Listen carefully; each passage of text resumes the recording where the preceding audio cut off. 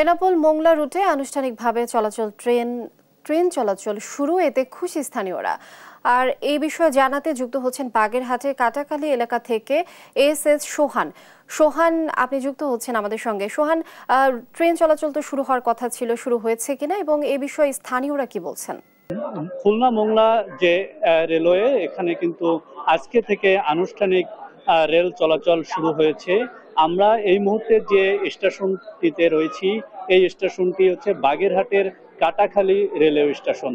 আসলে খুলনা পশ্চিমাঞ্চল যে রেলওয়ে, সেই রেলওয়ে অফিসের সময় অনুযায়ী এখানে 11টা 50-এর সময় ট্রেনটি আসার কথা ছিল, কিন্তু এখন পর্যন্ত ট্রেনটি আসেনি, যার ফলে স্থানীয়রা কিন্তু একটু অস্বস্তি বিরাজ করছে স্থানীয়দের মাঝে। তারা বলছে যে আজকে প্রথম দিনই কেন এত দেরি হচ্ছে, দ্রুত ট্রেন আসবে, আমরা ট্রেনে উঠবো, এরকম সবার মধ্যে আসলে একটা উচ্ছ্বাস উদ্দীপনা বিরাজ করছে। কিন্তু ট্রেনটি সঠিক সময়ে না আসায় একটু বিরক্ত হচ্ছেন স্থানীয়রা।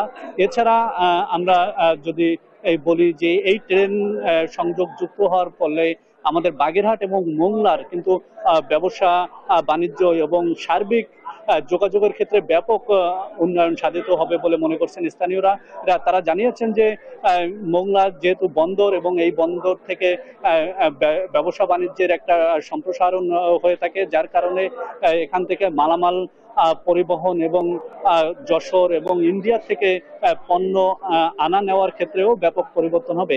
এছাড়া এখানে সব থেকে বড় বিষয় যেটা, বাস এবং অন্যান্য সড়ক পথে যে ভাড়া, সেই ভাড়ার থেকে কিন্তু কম ভাড়ায় আমাদের বাগেরহাট এবং মোংলার লোকজন কিন্তু বেনাপোল, যশোর এবং অন্যান্য স্থানে যেতে পারবে বলে জানিয়েছেন। বাগেরহাট থেকে আমার কাছে এই ছিল খুলনা মোংলা রেল লাইনের সর্বশেষ।